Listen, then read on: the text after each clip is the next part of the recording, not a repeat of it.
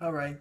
To wrap up these reviews, well, not really wrap up because I still have Age of Ultron, but I guess to wrap up all the ones that are available on DVD, Guardians of the Galaxy is last.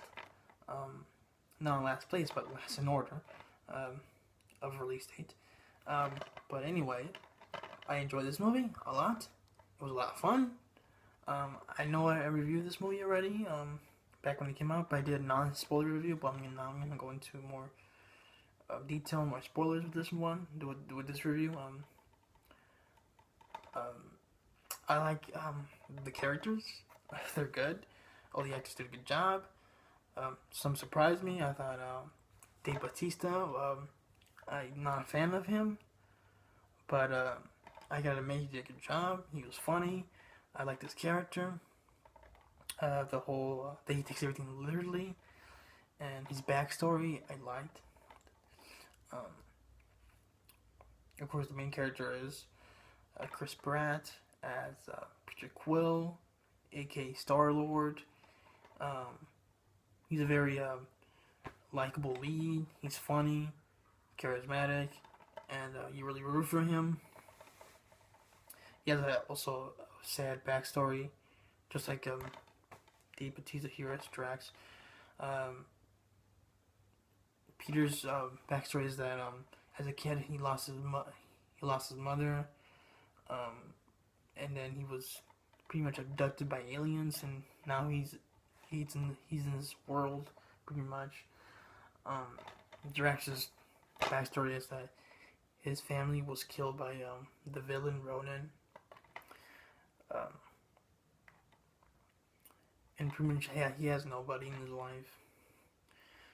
He also has Zoe Saldana as Gamora, but she also has a pretty tragic backstory where she was um, she was kidnapped by Thanos, who's played by Josh Brolin in motion capture, um, and her family was also killed by Thanos this time, and he pretty much adopted her and made her into an assassin by force, pretty much. Um, and you have, in my opinion, the heart of the film, which is Rocket Raccoon and Groot. Um, I love these characters; these are great characters. Rocket Raccoon also has a tragic backstory. He's pretty much an experiment gone wrong. Um, but I like his attitude. He's funny. Um, he's voiced by Bradley Cooper, which just like Batista here, I'm not the biggest Bradley Cooper fan, but I have to admit he did a good job. Yes, it's only his voice, but he almost stole the show. I would say he kind of stole the show in some scenes, but because everybody did a good job. I thought all the five leads did a good job. So pretty much like the four right here that I mentioned um, have tragic backstories. You don't really get to really know Groot's backstory because he doesn't really talk. He only says I am Groot, um, which I admit I thought it was gonna get repetitive when before I saw the movie for the first time, but um, I like the way that James Gunn did it. I mean, he said every time he said I am Groot, he said it with a different attitude, with a different manner. There's a different response the whole time. Every time he says I am Groot. Um, but he has a very um, sad moment at the end, which I'll get to. But actually, Rocket and Groot's friendship actually really reminded me of Han Solo and Chewie's relationship in the Star Wars movies. It really did. Um, you also have the supporting cast. Like I mentioned, Ronan. He's pretty much the main villain in the movie. I I remember in my original review I said um, I didn't really care for him as a villain. I saw it again last night. I would say he's just okay. He's just okay as the villain. I don't think he's that menacing. But I thought the actor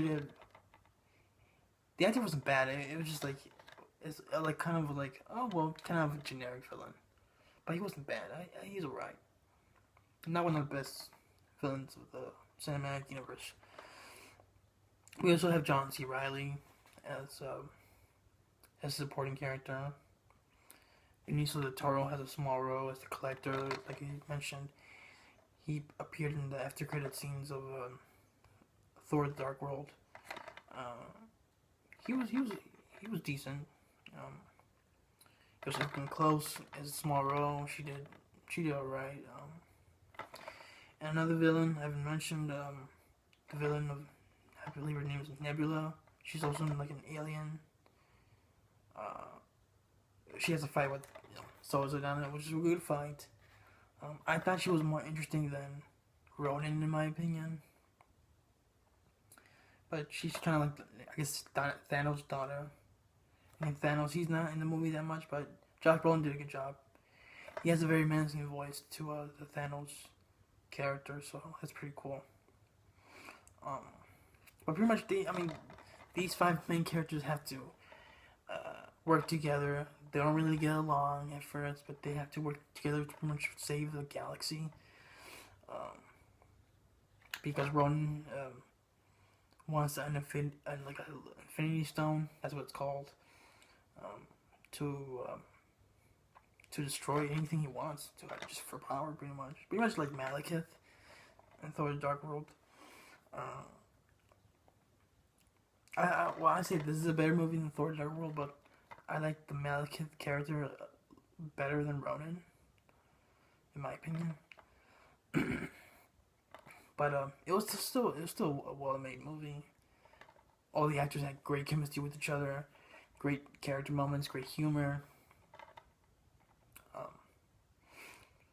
When they're either when they're fighting each other, arguing, or when they're actually getting along, it's all really well done.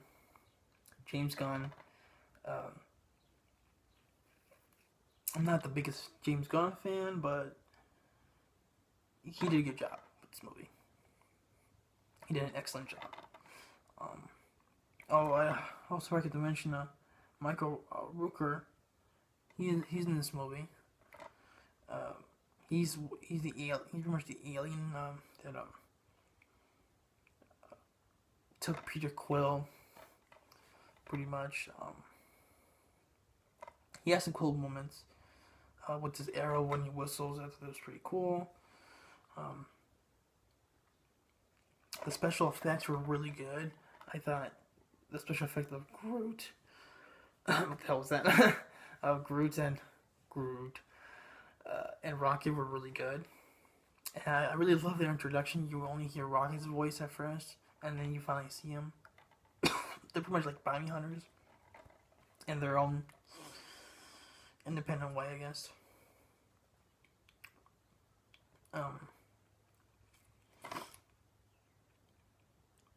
So yeah, but the final. I'll say the final action scene was pretty good. But I kind of felt like Ronan, even though he had that stone, I didn't really feel like he was that much of a threat. At the end, I mean, they defeat him. I know that you have to defeat the villain, but I never felt once where he had the upper hand. Even though he did, but I just didn't feel it. You know what I mean? I don't know what the hell I'm saying. I always felt that they had every. It's weird. It's like, even though when they're arguing or they didn't have a plan, I still felt like, I never felt once like, oh my god, what are they gonna do? How are they gonna get out of this? I knew, like, I just felt like where there's a will, there's a way, kind of thing. Where it's in other movies, like even I would say even Captain America: Winter Soldier, I felt sometimes how are they gonna get out of this. Where this movie, not really. I just always felt, I never once felt like they were gonna fail. Not even once. But that's just a small nitpick, I guess. I still enjoy this movie. I'll say Captain America: Winter Soldier was I like that a little bit better, I would say. But This also is in my top five of the Marvel Cinematic Universe films as of now. Um, and the soundtrack, great. Love the soundtrack. Great retro songs. Um, I remember in my original review, I didn't only mention "Hooked on the Feeling" because that was the one in all the trailers. We also have "Pina Colada," uh, "Ain't No Mountain High." You got a song from the Jackson 5 at the end. Um, I really love the soundtrack. It really felt it. It, it felt. Uh, I say it went well with the tone of the film. I'll say that. And I alluded to earlier that there was a sad scene with Groot where he pretty much saves all their lives, and you get that amazing scene where he says, "We are Groot." It's a um, very heartfelt moment between him and Rocket. Rocket pretty much is in tears, just saying, "Why do you have to do this?" And that's where he says, "We are Groot."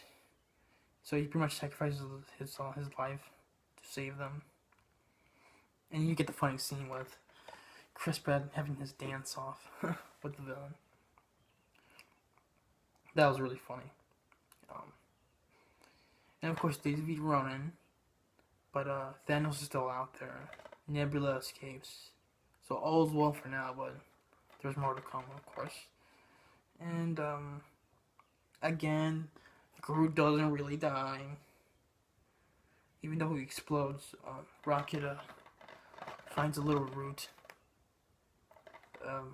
and he starts growing again, which I thought was funny. I thought it was kind of cute, but I'm like, well, you had the scene where he dies, and again, you're not really killing off a character.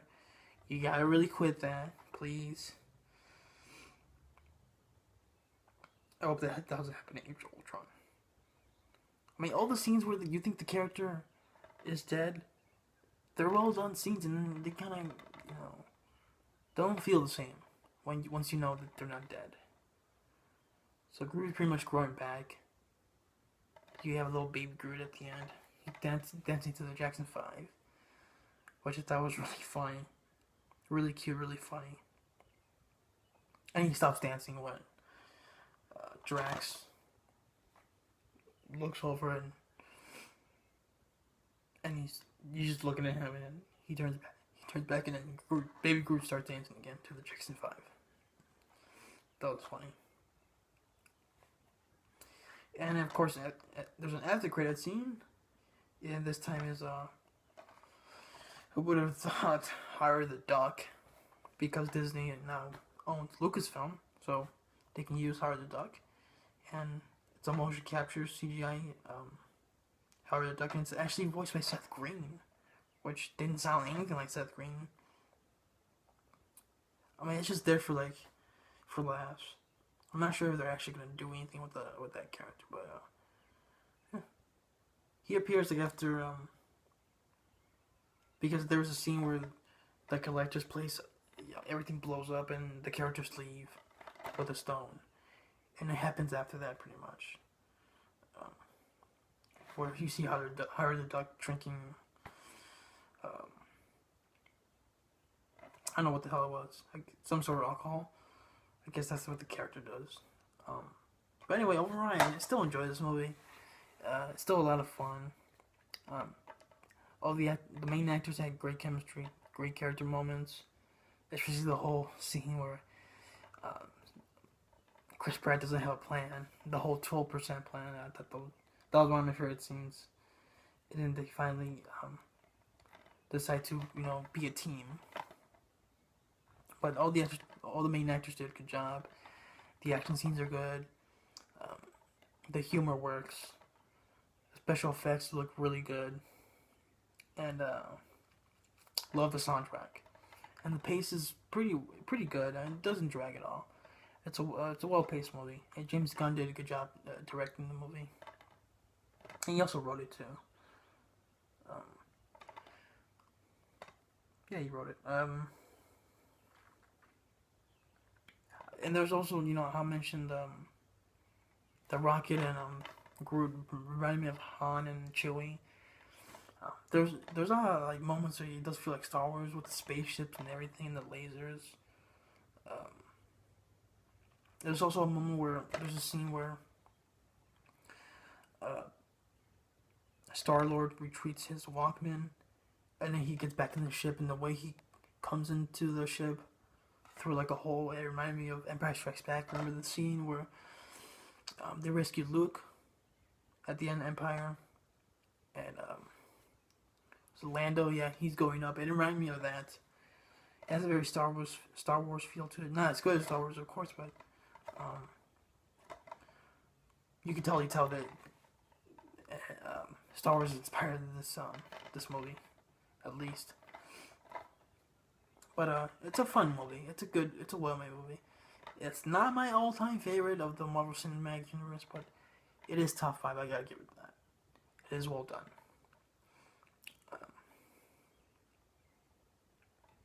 But what do you guys think of Age of Ultron? Not yet. What do you guys think What do you guys think of Guardians of the Galaxy? Are you looking forward to the sequel? I am. I'm looking forward to the sequel. Let's see what to do. Is this your favorite of the whole cinematic universe? Is it not? Um, is your top 5 or whatever? How do you rank it? So leave it in the comment section. Leave your thoughts, whatever. But anyway, thanks for watching. And next up, of course, tonight, I'm gonna watch Age of Ultron, hopefully, and see how that turns out. I've been hearing pretty good things, I would say. So thanks for watching my review. My reviews of all the Marvel Cinematic Universe movies, or the Marvel Studio films, whichever you want to call them. If you haven't seen my other reviews of the Marvel films, check them out. But thanks for watching, and let's see how Age of Ultron. What do you think of Age of Ultron? So that's it, guys. Adios.